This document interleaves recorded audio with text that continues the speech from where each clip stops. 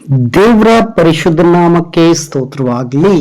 ಈ ದಿನದ ದೇವರ ವಾಕ್ಯ ರೋಮಾಪುರದವರಿಗೆ ಬರೆದ ಪತ್ರಿಕೆ 12ನೇ ಅಧ್ಯಾಯ 13ನೇ ವಾಕ್ಯ. ದೇವಜನರಿಗೆ ಕೊರತೆ ಬಂದಾಗ ಸಹಾಯ ಮಾಡಿರಿ, ಅತಿಥಿ ಸತ್ಕಾರವನ್ನು ಅಭ್ಯಾಸ ಮಾಡಿರಿ. ಹೌದು ಪ್ರೀತಿಯ ದೇವರ ಮಕ್ಕಳೇ, ಇವತ್ತಿನ ದೇವರ ವಾಕ್ಯದಲ್ಲಿ ನಾವು ಗಮನಿಸುವುದಾದ್ರೆ ಇಲ್ಲಿ ದೇವರ ವಾಕ್ಯವು ಸ್ಪಷ್ಟವಾಗಿ ಬರೆಯಲ್ಪಟ್ಟಿದೆ. ದೇವಜನರಿಗೆ ಕೊರತೆ ಬಂದಾಗ ಸಹಾಯ ಮಾಡಿರಿ, ಅತಿಥಿ ಸತ್ಕಾರವನ್ನು ಅಭ್ಯಾಸ ಮಾಡಿರಿ.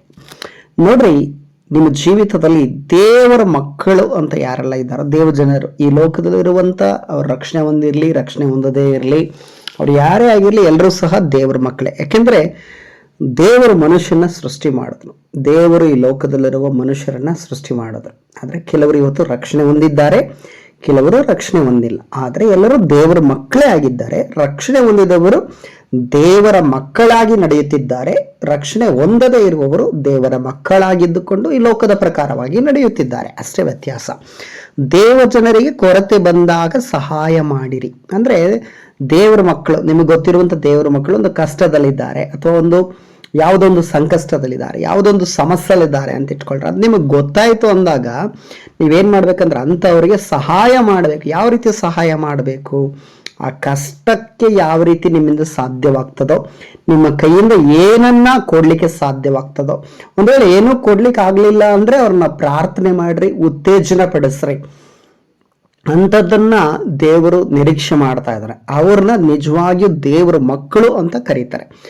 ದೇವರನ್ನ ತಿಳಿದವರು, ದೇವರನ್ನ ಹರಿತವರು, ದೇವರ ಒಳಗಡೆ ಇರುವವರು, ದೇವ್ರ ವಾಕ್ಯವನ್ನ ಕಳಿತವರು, ದೇವರ ವಾಕ್ಯದ ಪ್ರಕಾರ ನಡೆಯುವವರು ಏನ್ ಮಾಡ್ತಾರಂದ್ರೆ ದೇವಜನರಿಗೆ ಅಥವಾ ಯಾರಿಗೆ ಕೊರತೆ ಇರುತ್ತೋ ಅಂತ ಜನರಿಗೆ ಸಹಾಯವನ್ನ ಮಾಡ್ತಾರೆ.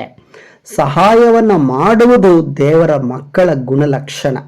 ಆದ್ರಿಂದ ಪ್ರೀತಿ ದೇವರ ಮಕ್ಕಳೇ, ಅಂಥವರಿಗೆ ಅಂದ್ರೆ ಕಷ್ಟದಲ್ಲಿರುವವರಿಗೆ, ವೇದನೆಯಲ್ಲಿರುವವರಿಗೆ, ದುಃಖದಲ್ಲಿರುವವರಿಗೆ, ಸಮಸ್ಯೆಲಿರುವವರಿಗೆ, ಏನೋ ಒಂದು ಕೊರತೆ ಇರುವವರಿಗೆ ನೀವೇನ್ ಮಾಡ್ಬೇಕಂದ್ರೆ ಸಹಾಯವನ್ನ ಮಾಡಬೇಕೆಂಬುದಾಗಿ ದೇವರಾತ್ಮನ ಇವತ್ತು ನಮ್ಮನ್ನ ಪ್ರೇರೇಪಿಸ್ತಾ ಇದ್ದಾರೆ. ಎರಡನೇದಾಗಿ ಅತಿಥಿ ಸತ್ಕಾರವನ್ನು ಅಭ್ಯಾಸಿಸ್ರಿ. ಅತಿಥಿ ಸತ್ಕಾರ ಅಭ್ಯಾಸ ಮಾಡುವುದಂದ್ರೆ ಏನಂದ್ರೆ, ನಿಮ್ಮ ಮನೆಗೆ ಅತಿಥಿಗಳು ಬರ್ತಾರಲ್ವಾ, ಅವ್ರನ್ನ ಒಳ್ಳೆ ರೀತಿಯಲ್ಲಿ ಸತ್ಕರಿಸಬೇಕು. ನೋಡ್ರಿ, ಒಂದು ಉದಾಹರಣೆಗೆ ತೆಗೆದುಕೊಳ್ಳೋಣ. ಅಬ್ರಹಾಮನ ಜೀವಿತದಲ್ಲಿ ಆತನೊಂದು ದಿವಸ ಕೂತಿರ್ಬೇಕಾದ್ರೆ ಅಥವಾ ಮಲಗಿರ್ಬೇಕಾದ್ರೆ ಅಲ್ಲಿ 3 ಜನರು ನಡ್ಕೊಂಡು ಬರ್ತಾರೆ.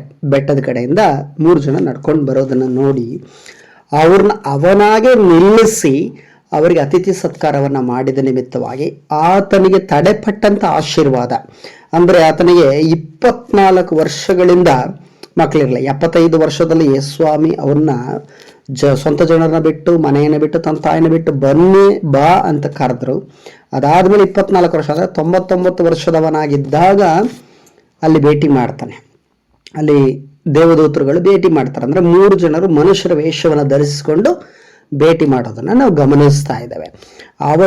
ಅವರು ಬರುವುದನ್ನ ಗಮನಿಸಿದ ಈ ಅಬ್ರಹಾಮನ್ ಏನ್ ಮಾಡ್ತಾನೆ ಅಂದ್ರೆ ಅವರಿಗೆ ಒಳ್ಳೆ ಅತಿಥಿ ಸತ್ಕಾರವನ್ನ ಮಾಡಿ, ಒಳ್ಳೆ ಊಟವನ್ನು ಬಡಿಸಿ, ಒಳ್ಳೆ ರೀತಿಯಲ್ಲಿ ಗಮನಿಸ್ಕೊಳ್ತಾನೆ. ಅದಾದ 1 ವರ್ಷದಲ್ಲೇ ಅವನಿಗೆ ಒಂದು ಗಂಡು ಮಗು ಹುಟ್ಟುತ್ತೆ.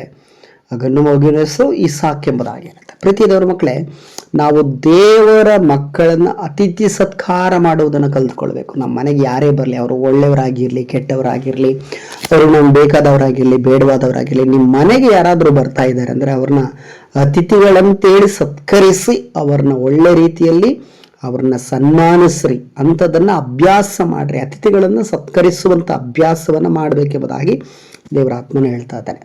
ಆದ್ರಿಂದ ಇವತ್ತಿನ ದಿವಸದಲ್ಲಿ ನಾವು 2 ವಿಷಯಗಳನ್ನು ಕಲ್ತ್ಕೊಳ್ತಾ ಇದ್ದೇವೆ. ಒಂದು, ದೇವಜನರಿಗೆ ಕೊರತೆ ಬಂದ ಸಹಾಯ ಮಾಡಬೇಕು. ಎರಡನೇದಾಗಿ ಅತಿಥಿ ಸತ್ಕಾರವನ್ನ ಅಭ್ಯಾಸ ಮಾಡ್ಕೊಳ್ಬೇಕು. ಇವತ್ತು ಅತಿಥಿ ಸತ್ಕಾರವನ್ನ ಅಭ್ಯಾಸ ಮಾಡ್ತಾ ಇಲ್ಲ. ಅನೇಕರು ಅತಿಥಿಗಳನ್ನ ಒಳ್ಳೆ ರೀತಿಯಲ್ಲಿ ಸತ್ಕರಿಸ್ತಾ ಇಲ್ಲ, ಅವರಿಗೆ ಬೇಕಾದದನ್ನ ಕೊಡ್ತಾ ಇಲ್ಲ, ಅವರಿಗೆ ಬೇಕಾದ ಮರ್ಯಾದೆ, ಅವ್ರನ್ನ ಒಂದು ಲೋಟ ನೀರು ಕೂಡ ಕೊಡೋದು ಬಹಳ ಕಡಿಮೆ ಆಗಿದ್ದಾವೆ ಇವತ್ತಿನ ಜನರೇಷನ್ಸ್ಗಳು, ಇವತ್ತಿನ ಲೋಕಗಳು ಆ ರೀತಿಯಲ್ಲಿ ಆಗಿದೆ. ಆ ರೀತಿ ಅಲ್ಲದೆ ಅವ್ರನ್ನ ಒಳ್ಳೆ ರೀತಿಯಲ್ಲಿ ಸತ್ಕರಿಸಬೇಕೆಂಬುದಾಗಿ ಗಮನಿಸ್ತಾ ಇದ್ದೇವೆ.